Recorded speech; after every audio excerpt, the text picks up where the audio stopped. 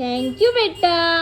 आता सकाळची सुरुवात जर इतकी स्पेशल होणार असेल तर अजून एका आईसाठी काय हवंय नाही का. तर आज होता मदर्स डे आणि बबडूचं प्रेम बघा कसं ओतून ओतून ओतून ओतून चाललेलं आहे आज माझ्यावर. आता आमच्या दोघांमधलं हे प्रेम बघून ना माझ्या मिस्टरांना थोडंसं टेन्शन आलं होतं, म्हणून ते ना असं मिशीला ताव मारून मारून ते व्यक्त करत होते. आज जरी मदर्स डे असला ना तरी आज खूप जास्त कामं होती. आम्ही निघालो होतो डीमार्टला जायला किराणा भरायसाठी आणि इकडे बघा बबडूचं किरकिर चालू झाली. त्याला ट्रेन जवळून बघायची होती आणि विकीनी साईडला गाडी लावली होती त्यामुळे तो चिडला होता. आणि त्यानंतर मी पण ना खूप जास्त चिडले, कारण याचा हट्ट होता की आपण आता इथेच उभं राहूया आणि दुसरी जेव्हा ट्रेन येईल ना तेव्हा आपण तिला जवळून बघूया आणि त्यानंतर डीमार्टला जाऊया. आता एक तर इतकं ऊन गरमी आणि त्यात ना ह्याची ही रडारड, म्हणून मला पण खूप जास्त राग आला आणि खूप जास्त सुनावलं मी याला. त्यानंतर तिथून कसं बसं निघालो आणि डोकं शांत करायसाठी मस्त ही शिकंजी प्यायलो. आता शिकंजी आणि लिंबू सरबत मधला फरक ना मला तुम्हीच सांगा, ठीक आहे. डीमार्टला गेल्यावर लगेच शॉपिंग मोड ऑन केला आणि घरात लागणाऱ्या वस्तू किराणा सगळं घ्यायला सुरुवात केली. आता या सगळ्यामध्ये माझ्या बाबूची भूमिका तर एकच होती, कुठलंही खेळणं दिसलं की त्याच्यावर बोट ठेवायचं, रडायचं, ते घ्यायचं. आणि विकीचं काम हे असतं की दुसरं खेळणं बबडूने घेतलं की पहिलं खेळणं कसं गायब करायचं ते. आता या वेळेला ना डीमार्ट मधून हे पॅटी आणले होते रेडीमेड. विचार केला की चला आज ना शॉर्टकटनी मस्त असा बर्गर बनवूया.